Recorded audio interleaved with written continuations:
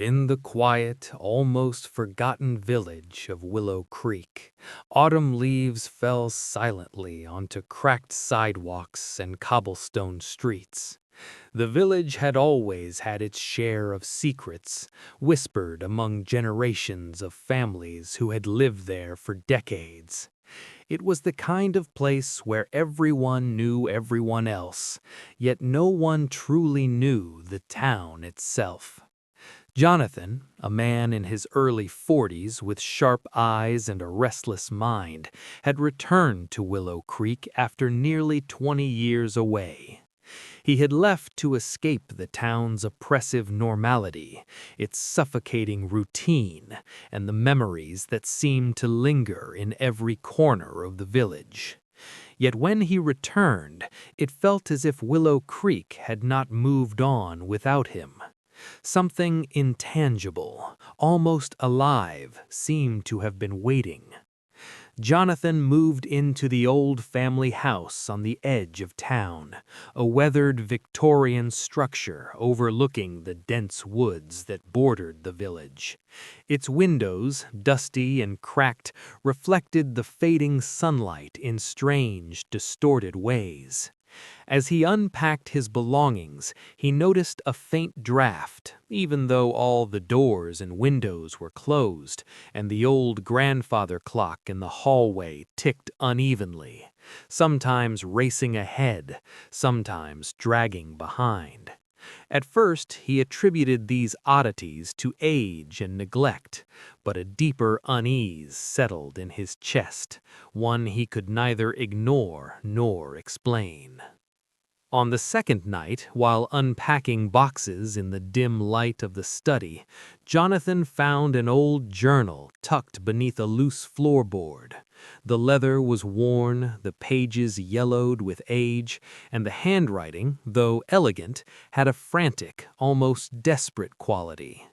The entries were dated decades ago, written by a man named Elias, a man who had lived in the house long before Jonathan's family.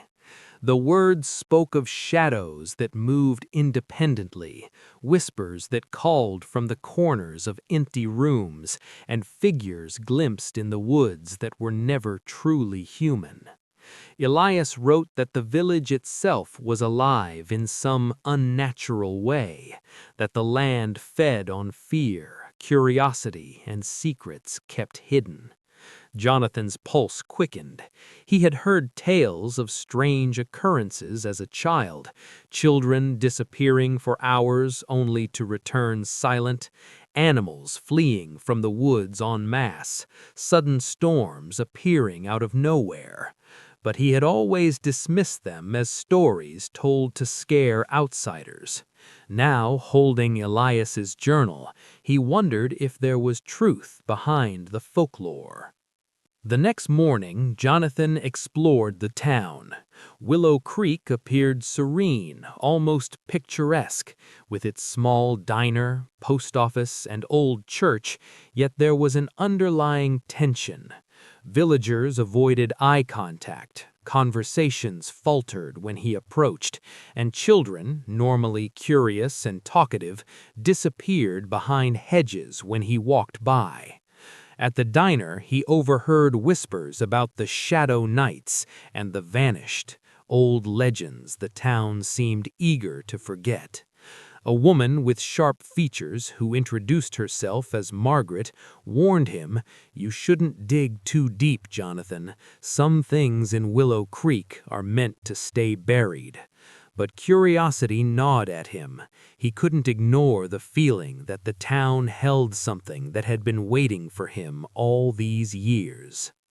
As night fell, the fog rolled in from the surrounding woods, thick and suffocating. Jonathan sat by the window, reading more of Elias's journal. The entries described how shadows detached from their owners, moving with intent, observing and sometimes influencing those who dared to notice them. The journal spoke of an old mansion deep in the woods, abandoned for nearly a century, where these shadows congregated. They were said to lure people inside, and few who entered ever returned unchanged. A chilling passage described how the shadows could manipulate perception, twisting reality to trap the mind, feeding on fear until the victim became part of the village's unseen history. Jonathan felt a shiver run down his spine. He had seen strange things before, objects moving, fleeting glimpses of figures out of the corner of his eye, but nothing like the vivid horrors described in Elias's writing. Compelled by a mixture of fear and fascination, Jonathan ventured into the woods at midnight, guided only by the moonlight and the whispering wind. The forest was dense, trees towering like ancient sentinels, branches clawing at the sky. Every step he took seemed to echo, not through the forest, but through his own mind. Shadows shifted unnaturally, forming shapes that were almost human, yet wrong. He thought he heard whispers calling his name, sometimes in his own voice, sometimes in tones that were older, alien.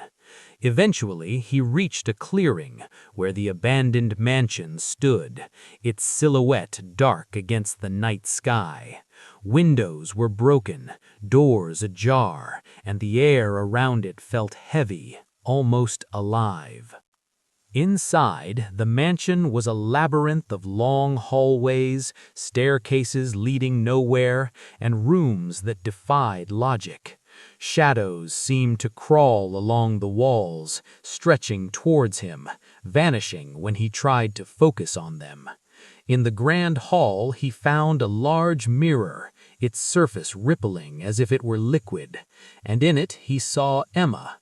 No, not Emma, but a reflection of someone he once knew, distorted and unrecognizable, beckoning him closer. Each step forward twisted reality further. The whispers grew louder, incoherent yet with purpose, urging him to follow, to uncover truths he wasn't ready to face.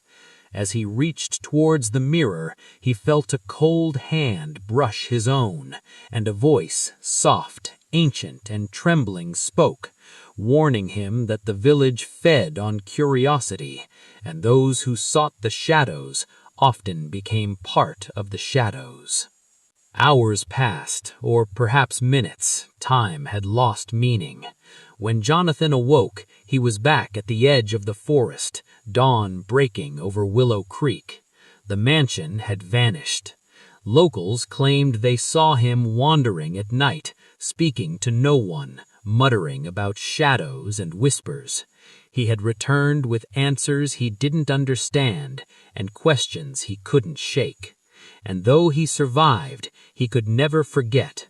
The village was alive, the shadows were real, and curiosity was both a gift and a curse.